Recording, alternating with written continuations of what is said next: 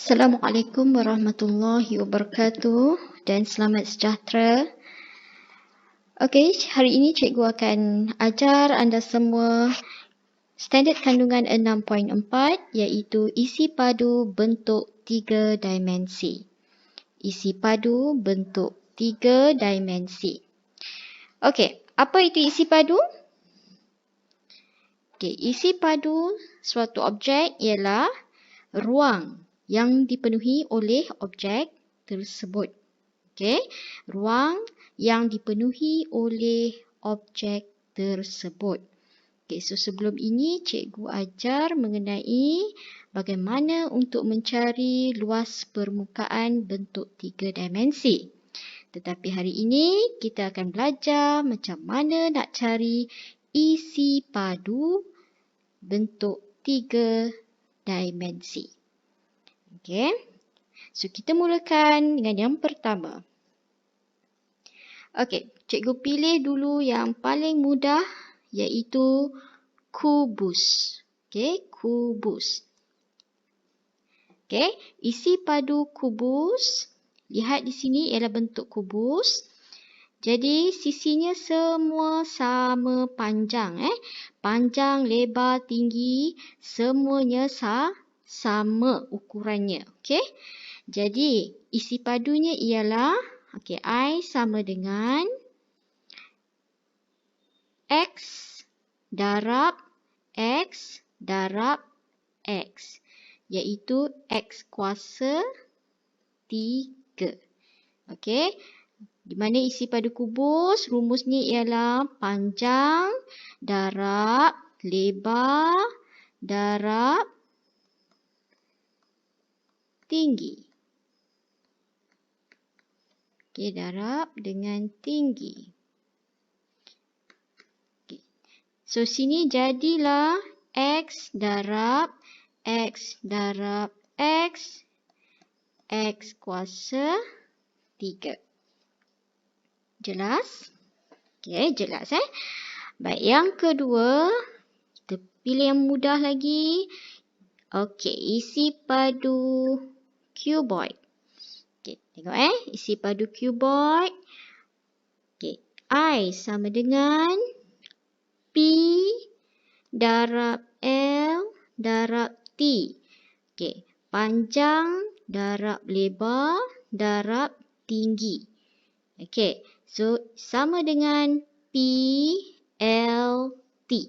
Okey, P L T.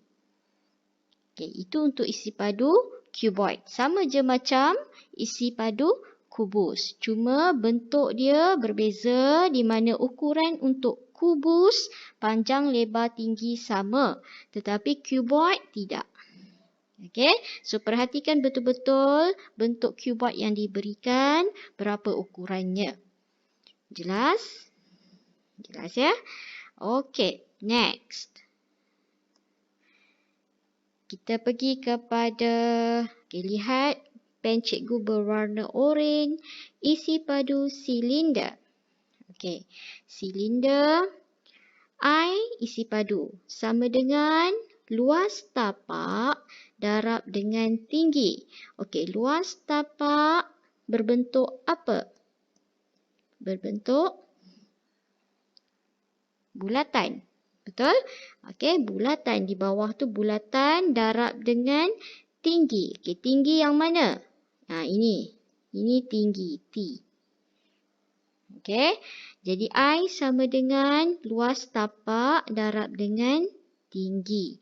Nak kira kan luas tapak tu macam mana?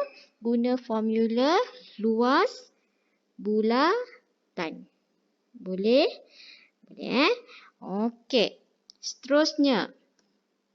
Okey, lihat pen cikgu berwarna merah. Okey. Baik. Di mana isi padu prisma? Okey. Isi padu prisma bagaimana nak kira? Sama dengan luas keratan rentas darab dengan tinggi. Okey. Luas keratan rentas yang mana? Jika kamu lihat dalam gambar rajah ini, luas keratan rentas ada berlorek yang digelapkan tu. Okey, cikgu lorekkan dengan warna merah. So, inilah keratan rentas bagi prisma yang diberikan. Okey. Ini adalah keratan rentas darab dengan tinggi. Tinggi yang mana satu? Okey, tinggi yang ini.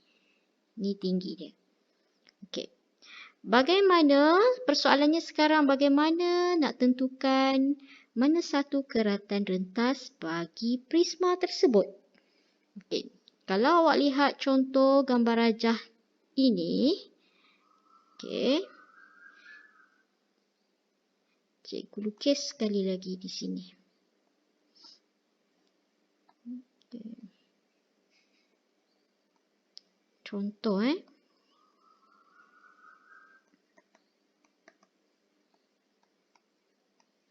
Okey, baik. Yang mana satu keratan rentas bagi prisma? Okey, caranya ialah awak bayangkan bentuk yang cikgu lukis ini ialah sebiji kek. Okey, katalah ini ialah kek. Okey, kek kamu berbentuk prisma. Okey, contoh. Baik. Dan anda memegang pisau pemotong kek.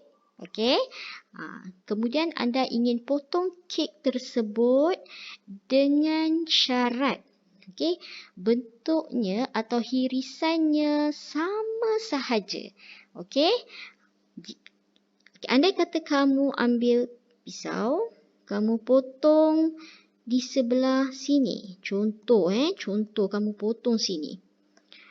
Okay, dari bahagian depan ke belakang, kamu hiriskan kek tersebut, adakah sama bentuknya?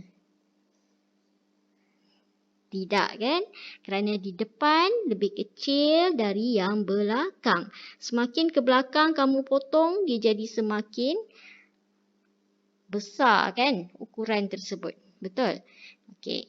Jadi, salahlah keratan rentas yang kamu fikirkan itu tadi.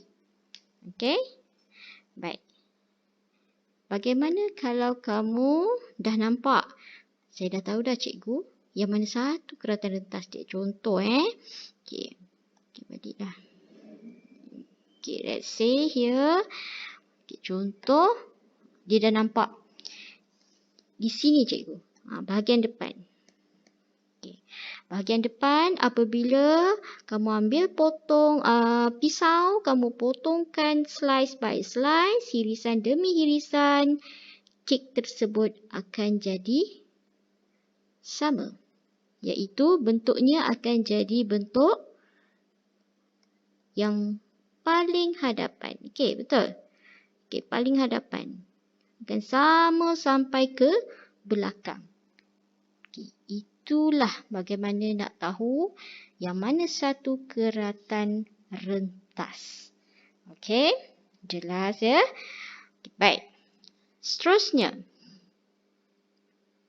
cikgu pergi kepada piramid. Okey, piramid.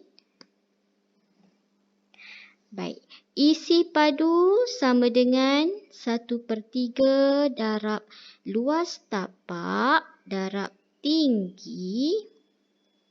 Tu. Kita kena ingatlah. Okey, isi padu piramid 1/3 darab luas tapak darab tinggi. Okey. So, 1/3 luas tapak yang mana satu? Okay, yang bawah. Yang bawah ni luas tapak. Okey, jadi panjang darab lebar. P darab L. Okey. Darab dengan tinggi. Okey, tinggi yang mana? Ni. Tinggi. Okey, ketinggian dia. Masukkan nilai. Okey, kalau kat sini kita tengok belum ada nilai kan? Okey, semula 1/3 darab P darab L darab T. Okey, so 1/3 P L T. Jelas? Okey, jelas ya? Baik, seterusnya. isi padu kon. Okey, isi padu kon sama dengan 1/3 darab isi padu silinder. Okey, macam mana nak cari isi padu silinder? Macam mana? Sebentar tadi kamu dah belajar isi padu silinder pi J kuasa 2T. Okey, sekiranya kon hanya ambil bahagian kon sahaja. Okey, jangan ambil bahagian silinder keseluruhannya. Mana kon? Okey, di sini kalau kamu nampak, cikgu warnakan dengan warna biru. Okey, so ini ialah kon. So, formula asasnya ialah 1/3. Darab dengan isi padu silinder tadi. 1/3 darab dengan pi J kuasa 2T. Okey. Kon, ingat rupanya bukan sebiji macam ni. Rupanya bagaimana? Bagaimana? Macam kon aiskrim tu kan? Yang cikgu warnakan dengan warna hijau ni lah. Okay, so this is cone. Okay, ini adalah cone. Okay, so 1/3 darab isi padu silinder iaitu pi J kuasa 2T tadi. Okay, jadi akhirnya 1/3 darab pi J kuasa 2T. Jelas? Okay, jelas ya? Okay, akhir sekali isi padu sfera. Okay, isi padu sfera. Okay. Awak hanya ingat saja 4/3 pi J kuasa 3. 4/3 pi J kuasa 3. Yang mana satu J? J ialah jejari. Okay, jejari dari pusat ke sini. Seandainya dia bagi D, ini ialah diameter. Kalau nak cari jejari, diameter mesti dibahagi dengan 2. Jelas? Okey. Jadi ingat isi padu sfera 4/3 pi J kuasa 3. Jelas? Baik. Okay, cikgu pergi kepada satu contoh yang jelas. Yang lebih jelas. Baik. Isi padu kubus. Okay, bagaimana nak kira isi padu kubus? Dah ingat tadi? Cikgu dah ajar sebentar tadi. Panjang darab lebar darab tinggi. Jadi 3 darab 3 darab 3 ialah 27 cm padu.